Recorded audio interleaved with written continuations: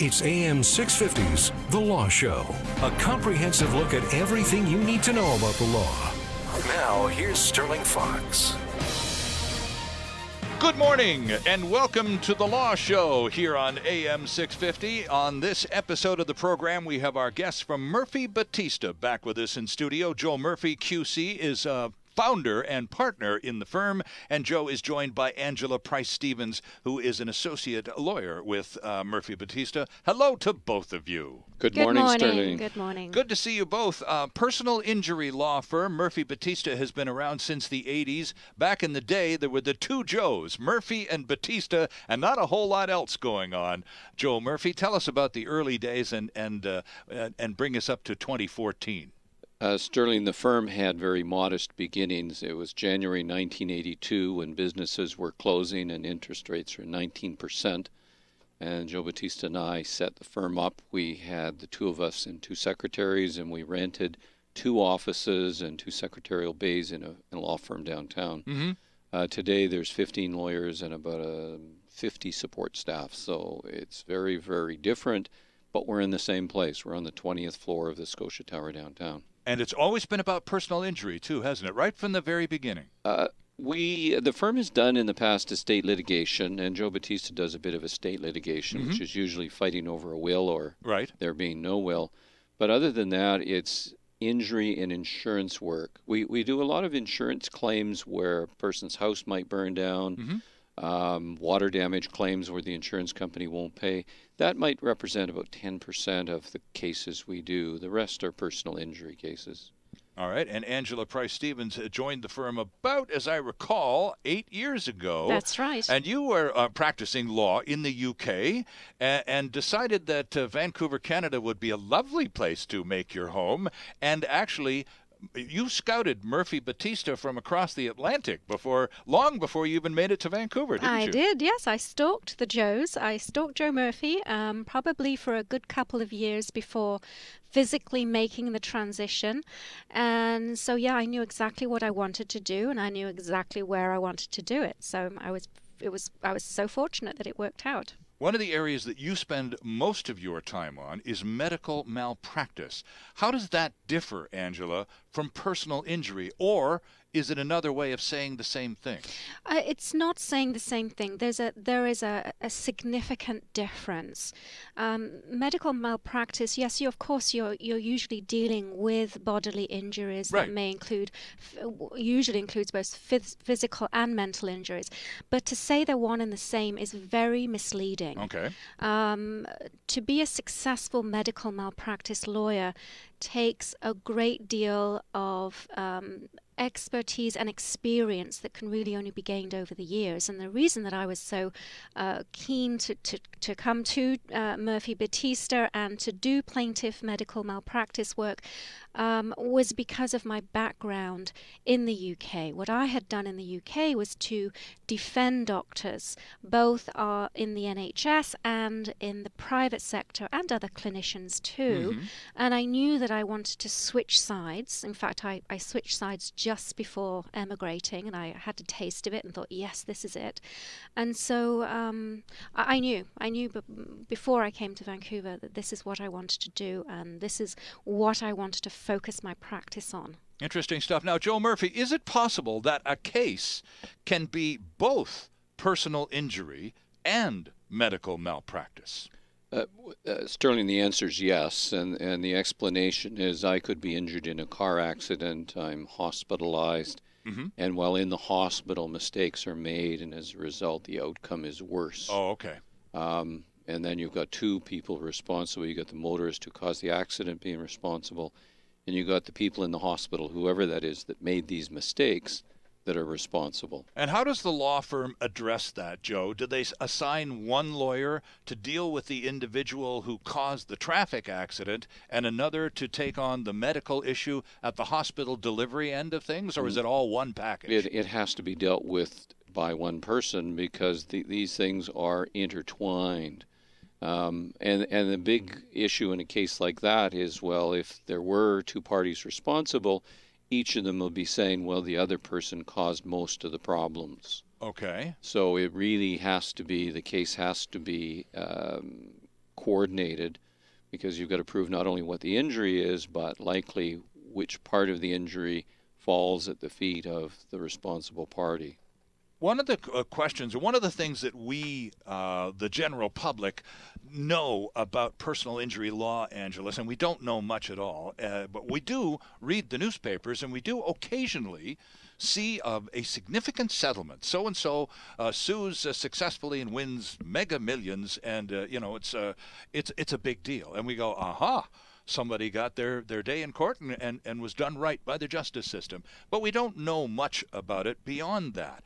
For example, of the cases that we read about in the paper where a judge has awarded damages, what percentage of that does that represent versus those cases that never make it to the papers because they were settled on the courthouse steps or never made it to trial?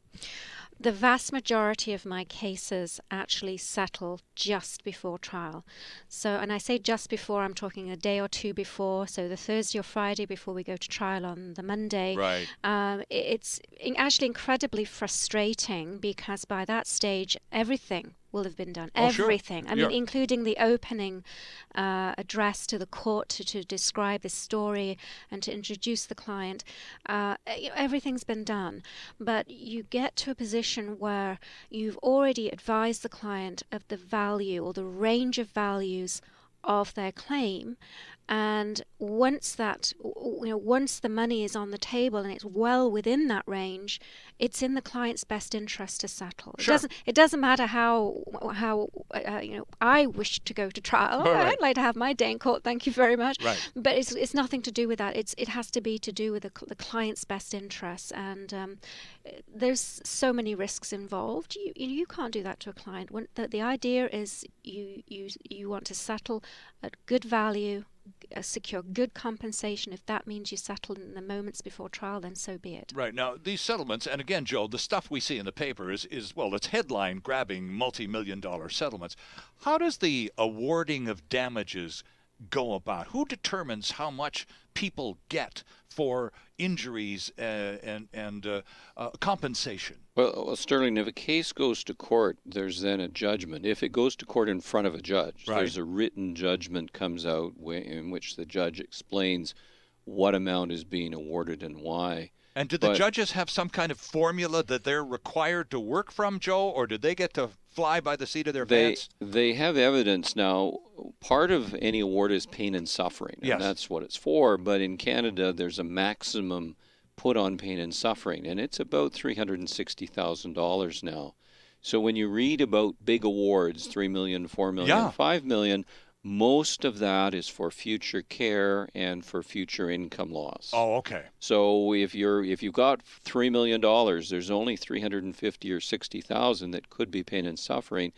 All of the other award is something else, usually future care, future income loss. And that's presented by you, the lawyer representing the client, to the plaintiff. And look, Your Honor, this guy's never going to work a day again for the rest of his life and needs to be compensated. And the judge would what? Take into account the nature of the work and do some extrapolating mathematics and figure out what a lifetime of wages would represent? Yes, and that gets complicated, Sterling, when you get someone who's a professional, because the question then is, what does a lawyer earn over the course of their career? Mm-hmm. What does a doctor earn? What does an accountant earn?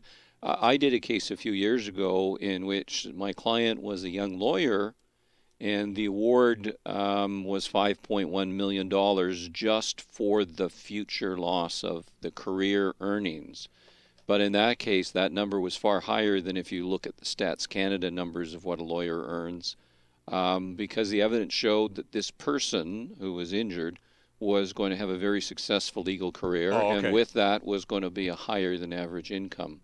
So the cases are very fact-specific, and the bigger the amounts involved, the bigger the fight usually in court about what the right number is. And what about punitive damages, Angela? We hear about that because we watch too much American television, among other things. But is there an element of punishment but when the judge says, okay, you, the plaintiff, you're awarded this amount of money, $360,000 of which is for pain and suffering because that's all I can give you. You get this amount for lost wages for the rest of your life. And is there a punishment component based on either a traffic violation where there was clearly wrongdoing or medical malpractice? Is there a punitive aspect to awarding damages? Well, there is a head of damage called punitive damages, and as you've said, it's designed to punish a defendant as opposed to compensating the injured person. Okay. Now, in my line of work, there are rare occasions where I may choose to plead punitive damages. Sadly, the way the case law has developed over the years, it is extraordinarily difficult to make a successful claim for punitive damages. Now, in my opinion, it is ridiculously, I mean, it's almost been flushed away, the prospects of making a punitive claim, a successful punitive claim, which is a great shame, and that's a loss to society. Right. I think actually Joe and I did the last case together relating to punitive. That was the Josh Morrow and Dr. Outerbridge case.